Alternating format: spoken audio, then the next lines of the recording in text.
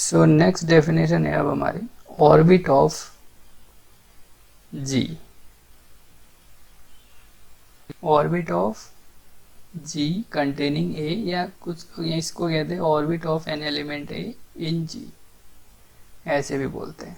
So the definition of orbit, orbit of G containing A. एक नई definition आ रही है आपके पास ऑर्बिट की।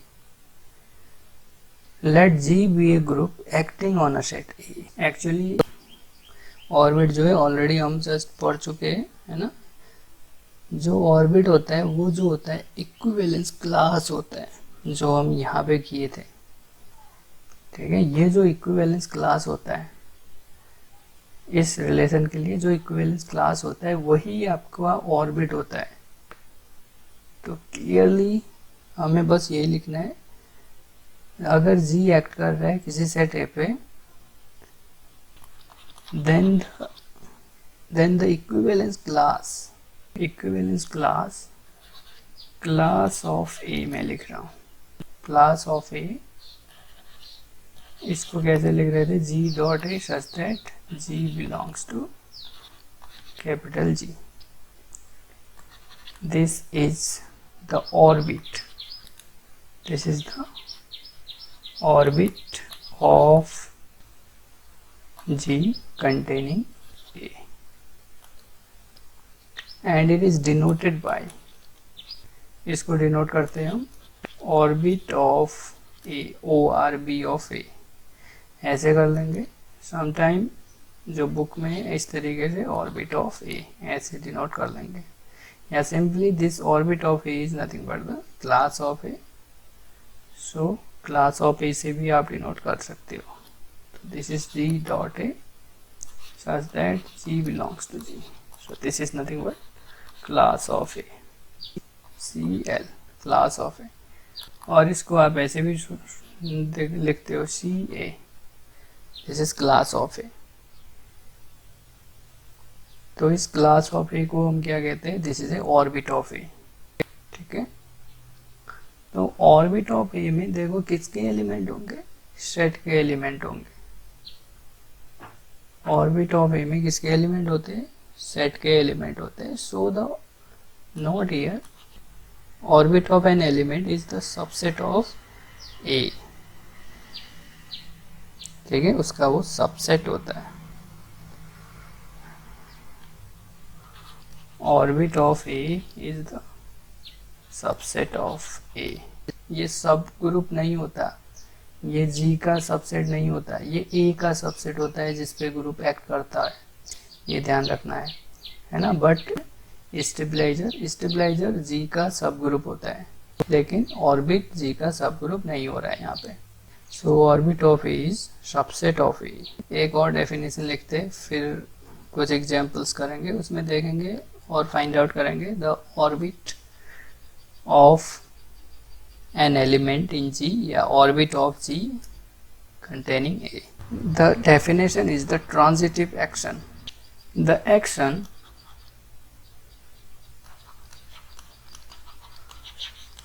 of G on A is called transitive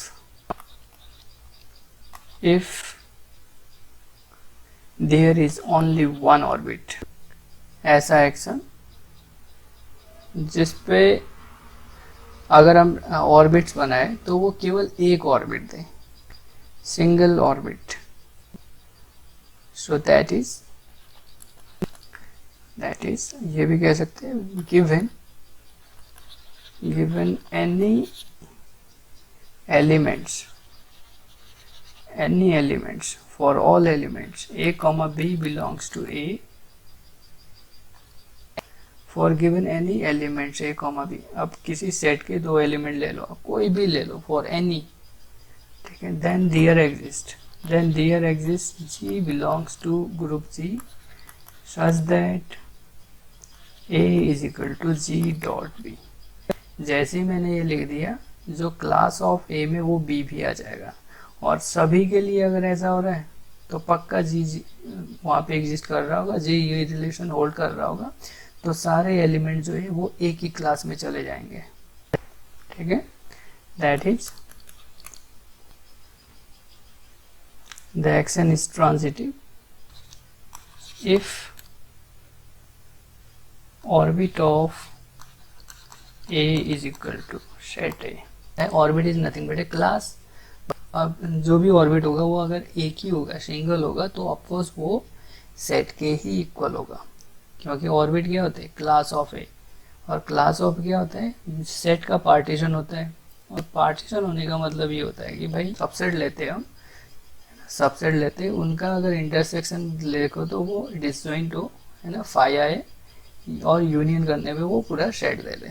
तो ये केस ओनली हमारा केवल यहाँ पे एक ही बनेगा, विच इज ए, मतलब खुद का पार्टीशन खुद ही कर रहा है, यानी सारे एलिमेंट जो है वो एक ही आ रहे हैं ऑर्बिट में, तो एक ही पार्टीशन बन रहा है इसका। देखो ऑर्बिट की डेफिनेशन आएगी तभी आप ट्रांजिटिव एक्शन की डेफिनेशन जान पाओगे। ट्रांजिटिव डेफिनेशन में क्या होता है भाई, अगर आपके पास कोई सिंगल ऑर्बिट है किसी भी ग्रुप एक्शन के लिए, अगर आप किसी एलिमेंट का अगर आप ऑर्बिट निकाल रहे हो, सपोज आपके पास फॉर एग्जांपल ये ट्रांजिटिव के लिए अगर आपके पास ए है मेरा, सपोज 1 2 3 4 एंड आपका कोई ग्रुप है जी, ठीक है। तो अब आपने क्या किया कि ऑर्बिट निकाला, ऑर्बिट ऑफ 1 फाइंड आउट किया। तो जैसे ऑर्बिट ऑफ 1 निकाला आपने तो 1 2 3 4 आ गया। तो अब आपको orbit of 2, orbit of 3, orbit of 4 अलग से निकालने की ज़रूरत नहीं है, because we know the equivalence classes are either disjoint और आइडेंटिकल, है ना, या तो डिसजॉइंट होते हैं या आइडेंटिकल होते हैं। जैसे ही क्लास में ये एलिमेंट आ गया 2, तो ये क्लास ऑफ 2 के इक्वल होगा और उसी क्लास को हम ऑर्बिट कहते हैं।